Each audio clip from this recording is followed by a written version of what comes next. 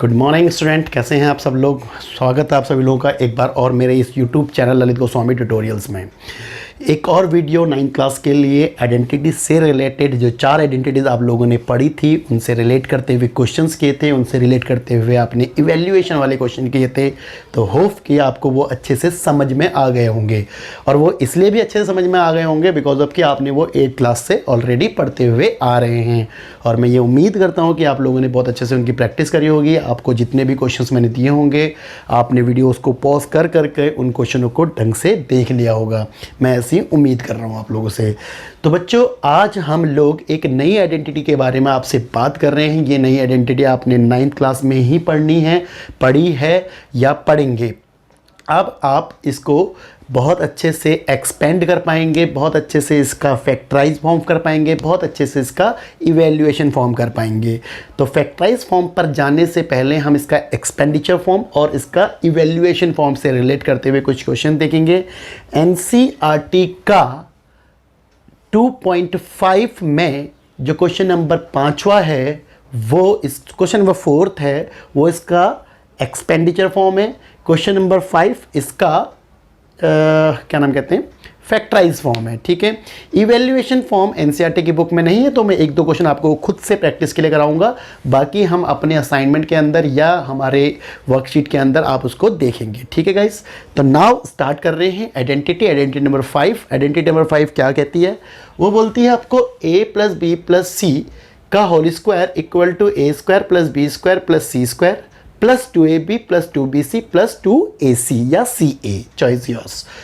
इसी का ही ये दूसरा पार्ट है, कुछ नहीं किया मैंने, एज इट इज़ लिखा है, ये एज इट इज़, ये एज इट इज़, बस इतने ब्लॉक को ब्रैकेट में लिखा है और इन 3 टर्म्स में से जो 2 कॉमन आया उसको लिख दिया। ये इसलिए किया है बिकॉज ऑफ कि जब कभी भी आपको कोई इवैल्यूएशन से रिलेटेड क्वेश्चंस आपको करना पड़े तो आप ये वाला फॉर्मेट यूज़ करेंगे। हालांकि इससे रिलेट करते हुए क्वेश्चन बताएंगे अभी आपको, तो आप देखेंगे। ठीक है गाइस, अब मैं आपको एक बहुत इंपॉर्टेंट बात बताने जा रहा हूं जो कि बहुत ज़्यादा आपको यूज़ में आएगी। बहुत ज़्यादा ध्यान रखना है, वीडियो के एंड तक आपको इस सभी बातों को ध्यान रखते रखते प्रैक्टिस भी हो जाएगी। ज़रूर देखिएगा इसको एंड तक। गाइस, आपके पास a + b + c के होल स्क्वायर का फॉर्मूला है। अब मैं आपको एक पिछली वीडियो में लेके जा रहा हूँ जिसमें आपने a + b के होल स्क्वायर का फॉर्मूला पढ़ा था और a - b के होल स्क्वायर का फॉर्मूला पढ़ा था। ध्यान से देखिएगा, 2 मिनट लगा के। a + b का होल स्क्वायर, कितनी टर्म्स है इसके अंदर? 2 टर्म्स हैं, a + b, बीच में प्लस का निशान है। तो इसका फॉर्मूला हम लोगों ने पढ़ा a² + 2ab + b²। Got it? अब अगर हमारे पास a - b का फॉर्मूला है a² - 2ab + b² या a² + b² - 2ab, बात एक ही है। सोचो अगर ये फॉर्मूला नहीं होता और मुझे वैल्यू निकालनी होती इसकी, तो क्या होता? तो आपको ये ध्यान रखना पड़ता कि फॉर्मूला तो आपके पास यही है, यू हैव अ फॉर्मूला।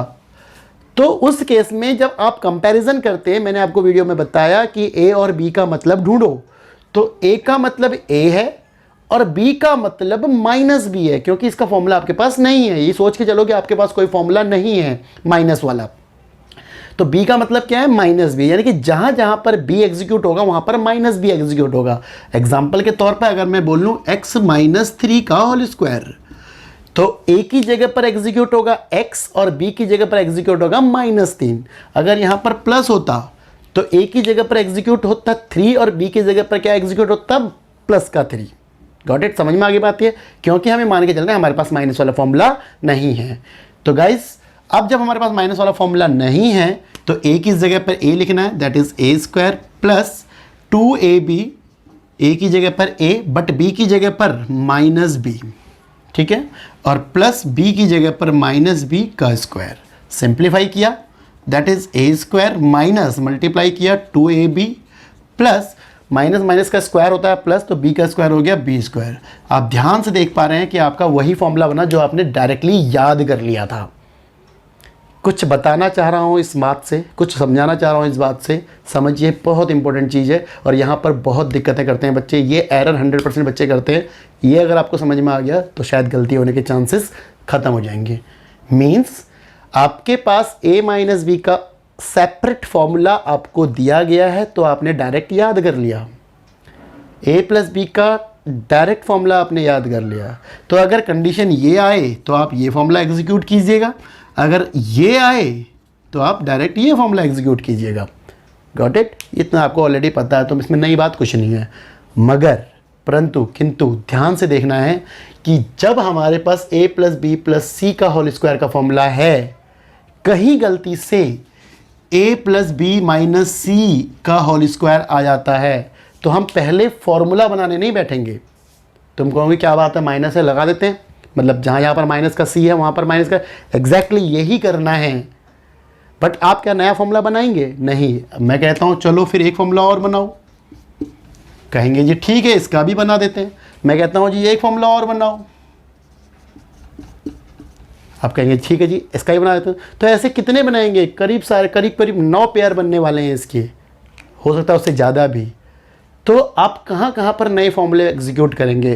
तो एग्जीक्यूट करने के बजाय, किसी फॉर्मूले को बनाने के बजाय, आपके पास जो स्पेशल फॉर्मूला है उसी फॉर्मूले में हल्का सा करेक्शन करना है कि अगर a प्लस बी माइनस सी का होल स्क्वायर आ जाए तो c वाली जो टर्म है वो नेगेटिव टर्म है, माइनस की टर्म है। तो जहाँ जहाँ पर c वाला पॉइंट है वहाँ पर आप माइनस का c पुटअप करेंगे, आपको फॉर्मूला चेंज करने का कोई ज़रूरत नहीं पड़ेगा, एग्जैक्टली वही आंसर आएगा। तो क्या ऐसा यहाँ भी हो सकता है? बिल्कुल हो सकता है जी। ये वाला फॉर्मूला आपके पास गिवन है तो आपको a माइनस बी का फॉर्मूला याद करने की ज़रूरत नहीं है, बिल्कुल नहीं है। आप डायरेक्टली उसी में इंप्लीमेंट कर सकते हैं, एग्जैक्टली हो सकता है, आंसर भी सेम आएगा, क्योंकि इसमें चेंजेस ज़्यादा नहीं है, इसमें वेरिएशंस ज़्यादा नहीं है, इसके कई सारे फॉर्मूले नहीं बनाने पड़ेंगे, 2 ही थे तो आपने याद कर लिया था, ये इसका एक रीज़न है। समझ में आ गया गाइस? तो चलते हैं आगे सीधा और कुछ क्वेश्चंस को लेके और आपको सॉल्व करवाते हैं। तो एक एग्जाम्पल के थ्रू, मे बी ये क्वेश्चन आपकी बुक का हो, एनसीईआरटी का हो। Question is x plus 2y plus 4z का होल स्क्वायर। तो फॉर्मूला यहीं से ही आपको कंपेयर करना है। आपको ये देखना है कि आपके पास a क्या है, b क्या है और c क्या है। फिर भी मैं बता दूं, a का मतलब कंपेयर करने पर पता लगा x आया, b का मतलब 2y आया, c का मतलब 4z आया। तो सिंपली समझ में आ रहा होगा, जहाँ जहाँ पर ये वैल्यूज दिखे वहाँ पर आप पुट कर देंगे, कोई ज़्यादा बड़ी बात नहीं है। That is a, that is b and c। तो बच्चों अब मैं सिंपली फॉर्मूला पुट करने जा रहा हूँ, आंसर आप देख सकते हैं। First of all a square plus B square plus C square मतलब x square plus 2y square. एक बात और ध्यान रखनी है आप लोगों को, जब भी 2 टर्म्स हो, एक टर्म में 2 नंबर्स हों, वेरिएबल और कांस्टेंट, तो ब्रैकेट का यूज़ करना है। सिंगल वेरिएबल वाला नंबर है या सिंगल नंबर वाला नंबर है तो उसको आप सिंगल ब्रैकेट विदाउट ब्रैकेट भी यूज़ कर सकते हैं, लेकिन जहाँ पर 2 वैल्यूज़ बन जाते हैं वहाँ पर ब्रैकेट ज़रूर लगाइएगा, क्योंकि इसमें और इसमें डिफरेंस है। अगर ये कर देंगे तो इसका मतलब होगा 4y स्क्वायर, लेकिन अगर आप इसमें ब्रैकेट नहीं लगाते हैं तो इसका मतलब है 2y स्क्वायर। तो ये डिफरेंस आपको याद रखना है, ठीक है। तो वी कैन से कि ये अगर आपको दिखाना हो तो 2y का होल स्क्वायर का मीन्स हो जाएगा 4y स्क्वायर, और अगर 2y स्क्वायर को आप लिखते हैं तो ये 2y स्क्वायर ही रहेगा, ब्रैकेट नहीं लगाते हैं। तो ये बात बता रहा था मैं आपको, ध्यान से देखिएगा। तो a का स्क्वायर, b का स्क्वायर, c का स्क्वायर, c क्या है आपके पास 4z प्लस का 4z का whole square plus 2ab, 2 into a that is x, b that is आपके पास 2y plus 2bc, 2 into b क्या है आपके पास 2y, c क्या है आपके पास 4z। ये हो गया, ये वाला हो गया, एंड 2ac लास्ट वन, तो दैट इज 2 इंटू a क्या है आपके पास दैट इज x, और c क्या है आपके पास that is 4z। Simply simplify कर दो, x स्क्वायर ही रहेगा, 2y स्क्वायर दैट इज 2 का स्क्वायर 4, 4y स्क्वायर जैसा मैंने आपको वहाँ बताया, 4z square that is 16z square plus इनको तीनों को प्रोडक्ट करो, 2 टू जा 4, 4xy प्लस 2 टू जा 4, 4 हो जा 16, 16yz प्लस 2 8, 4 जा 8, 8xz। ये इसका एक्सपेंडिचर फॉर्म है। क्या है इसका? ये एक्सपेंडिचर फॉर्म। तो गाइस इस तरीके से आप किसी भी क्वेश्चन का एक्सपेंडिचर फॉर्म करेंगे। वन मोर क्वेश्चन, एक और क्वेश्चन देखते हैं इसी से रिलेट करता हुआ, बस थोड़ा सा साइन चेंज करेंगे, तो कॉपी कर लेना आपको ये, ठीक है। Now the next one is एक और क्वेश्चन ले रहे हैं हम आपके पास। क्वेश्चन होगा for example a minus 1/2 b and plus suppose 1/4 c का होल स्क्वायर, ठीक है गाइस। अब ए बी सी का मतलब चेंज हो गया। ए बी सी का मतलब क्या हो गया? ए का मतलब हो गया ए, बी का मतलब हो गया माइनस का 1/2 बी, और सी का मतलब हो गया 1/4 सी। तो सिंपली जहां जहां पर ये वैल्यूज हैं वहां पर ये वैल्यूज को पुटअप कर दो और एग्जीक्यूट कर दो। देखें ध्यान से, आंसर इज ए का स्क्वायर वो ए ही है प्लस बी बट 1/2 बी का होल स्क्वायर प्लस सी का स्क्वायर 1/4 सी का होल स्क्वायर प्लस 2ab, ए क्या है ए, बी क्या है माइनस का 1/2 बी प्लस 2bc, 2b क्या है माइनस का 1/2 b इंटू 1/4 c, ठीक है। 2ab 2bc plus 2ac last one, that is कितना था, ये आपके पास a ही है और ये आपके पास 1/4 c। तो एक बार देख लेते हैं, a square plus B square plus C square plus 2ab plus 2bc plus 2ac, यानी कि b जहां जहां पर b दिख रहा होगा आपको इस क्वेश्चन के अंदर वहां पर साइन माइनस का आया होगा, बस यही डिफरेंस है और कुछ भी नहीं है, सिंपल है। अब इसको लिख दो सॉल्व करके। तो guys A square plus minus minus plus होता है जब माइनस का स्क्वायर करते हैं, तो 1/4 बी स्क्वायर 1/16 सी स्क्वायर, 2 से 2 कैंसिल आउट और ये माइनस है तो माइनस हो जाएगा बाहर, तो ये आ गया आपके पास माइनस का ए बी, ये माइनस इससे 2 से 2 कैंसिल आउट हो गया, अगेन माइनस 1/4 बी सी, 2 से 2 कैंसिल आउट तो प्लस का 1/2 ए सी। ये है हमारे पास इसका एक्सपेंडिचर फॉर्म, ठीक है। आई होप सो इसके कोई भी क्वेश्चन आपको मिलेंगे वो आप लोग इजीली कर पाएंगे, बहुत आसानी से कर देंगे, ठीक है। तो ये है इसका एक्सपेंडिचर फॉर्म ए प्लस बी प्लस सी के होल स्क्वायर का। 3 टर्म्स को पहचानना और एक्सपेंड करना है, नथिंग एल्स, और कुछ भी नहीं है इसके अंदर, सिंपल है, ठीक है। Now the next one is evaluation part. Evaluation part में हम लोग क्या करते हैं, ध्यान से अगर फॉर्मूले को देखेंगे तो 3 ब्लॉक्स में डिवाइड हो रखा है, first one, second one and third one. तो जब भी आपको इवेल्युएशन का क्वेश्चन आएगा तो आप साफ समझ जाना कि इन 3 में से कोई 2 वैल्यूज़ आपके पास गिवन होंगी और 1 वैल्यूज़ मिसिंग होगी, कोई भी 2 वैल्यूज़, ठीक है। मैं फॉर एग्जांपल, जैसे एग्जांपल के तौर पर मैं एक क्वेश्चन अपनी मर्जी से ले लेता हूँ। लाइक मैं बोलता हूँ आपसे कि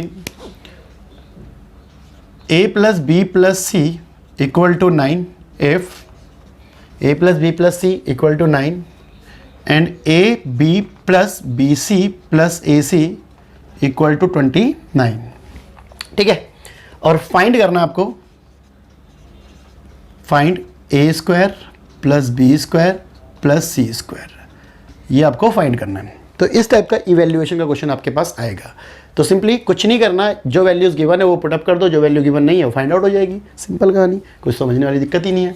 तो गाइस इसके बाद हमने सॉल्यूशन दिया, फॉर्मूला आपको अब ये अप्लाई करना है। सॉल्यूशन पार्ट में हम लोग आए, a plus B plus C का whole square equal to A square plus B square plus C square, ये एक ब्लॉक है और शायद इसी की वैल्यू भी चाहिए हमको, 2 into A B plus B C plus A C, इसका वैल्यू कितना है 9, तो 9 का स्क्वायर, ये वैल्यू फाइंड आउट करना है,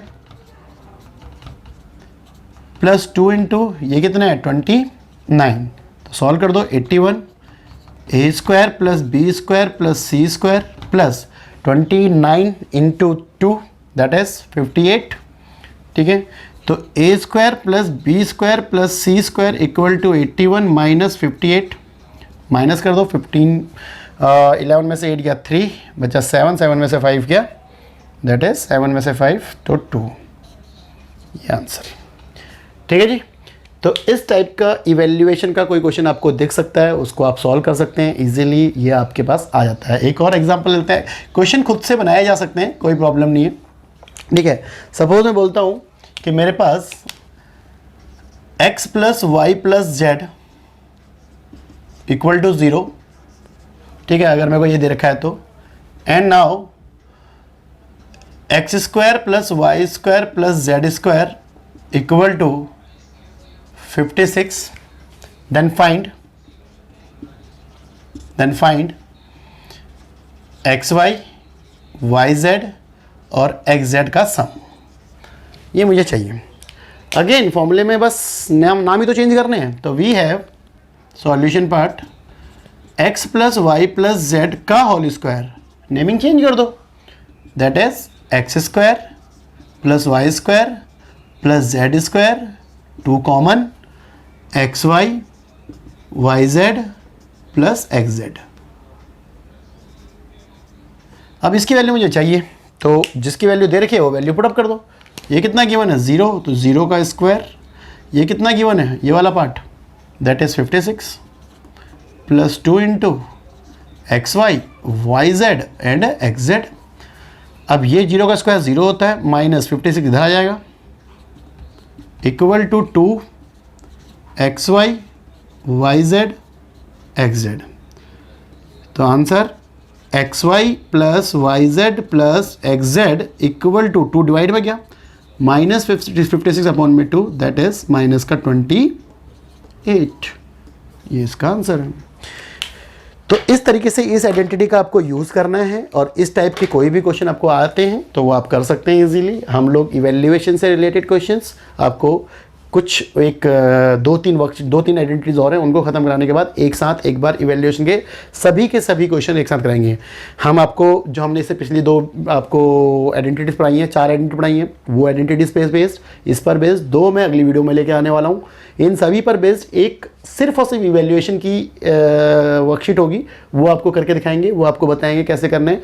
इन चैप्टर्स में स्पेशली चैप्टर नंबर 1 में और चैप्टर नंबर 2 के अंदर बहुत सारे क्वेश्चन एक्स्ट्रा एनसीईआरटी के बाहर से आते हैं, तो वो आपको ध्यान रखना है, उन्हीं के ऊपर ये काम होगा। ठीक है, फैक्टराइजेशन अपने आप में बहुत बड़ा है, पॉलिनोमियल अपने आप में बहुत बड़ा है, तो इसको धीरे धीरे प्रैक्टिस करते रहिएगा। ठीक है, होपफुली ये आपको बहुत अच्छे से समझ में आ रहा होगा, बट प्रैक्टिस करते रहिए, ये बात आपको ध्यान रखनी है। ठीक है, नेक्स्ट वीडियो में आपके पास a प्लस बी का होल क्यूब और a माइनस बी के होल क्यूब और उसका इवैल्यूएशन पार्ट, ये आपको दो फॉर्म मिलने वाली हैं वीडियोज़ में, तो टू बी वेरी केयरफुल, आपको प्रैक्टिस करते रहना, ये भी ध्यान रखना आपको। ठीक है, thank you so much guys.